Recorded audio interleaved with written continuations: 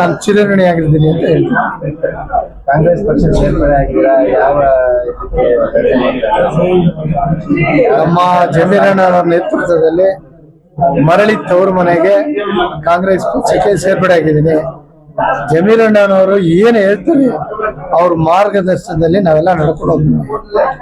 ಇಂಥ ವ್ಯಕ್ತಿ ಚಾಮರಾಜಪೇಟೆ ಕ್ಷೇತ್ರದಲ್ಲಿ ಇದ್ದಾರೆ ಅಂದ್ರೆ ಅದ್ಭುತವಾಗಿ ಎಲ್ಲಾ ಜನಕ್ಕೂ ಸಹಾಯ ಹಸ್ತ ನೀಡಂತ ಅಣ್ಣ ಅಂದ್ರೆ ಅದು ಜಮೀರಣ್ಣ.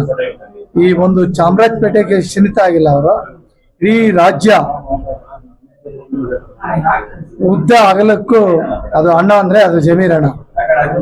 ಅವರು ಏನೇ ಒಂದು ಅಪಘಾತ ಆಗ್ಲಿ, ಬಡವರು ಸಂಕಟದಲ್ಲಿದ್ದಾಗ ದೇವರು ಪ್ರತ್ಯಕ್ಷ ಆಗಿ ಅವ್ರಿಗೆ ಸಹಾಯನ ಮಾಡ್ತಾರೆ.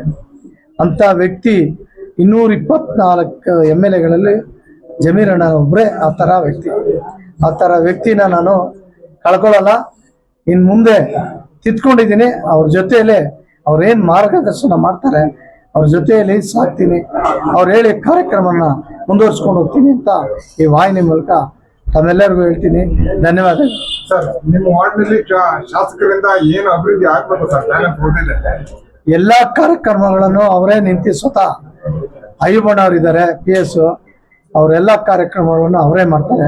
ಒಂದು ರಸ್ತೆ ಆಗಿರ್ಬೋದು, ಚರಂಡಿ ಆಗಿರ್ಬೋದು, ಯಾವುದೇ ಕೆಲಸಗಳನ್ನು ಚಾಚು ತಪ್ಪದೆ ಫೋನ್ ಹಾಕಿದ್ರೆ ಸಾಕು, ನಮ್ಮ ಅಯ್ಯಬ್ಬಣ್ಣವ್ರು ಬಂದು ಹೇಳಿ ಮಾಡಿಸ್ಕೊಡ್ತಾರೆ. ನಮ್ಮ ಕಾರ್ಯಕರ್ತರಿಗೆ, ಅಭಿಮಾನಿಗಳಿಗೆ ಮುಂಜಾನೆಯಿಂದ ಶುಭ ಹಾರೈಸ್ತಿದ್ದಾರೆ, ಏನ್ ಹೇಳ್ತೀರಾ ಸರ್? ಎಲ್ಲರಿಗೂ ಧನ್ಯವಾದಗಳು.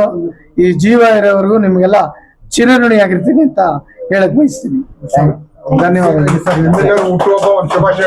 ನಾಳೆ ಉಪಮುಖ್ಯಮಂತ್ರಿ ಹುಟ್ಟುಹಬ್ಬ ಶುಭಾಶಯ.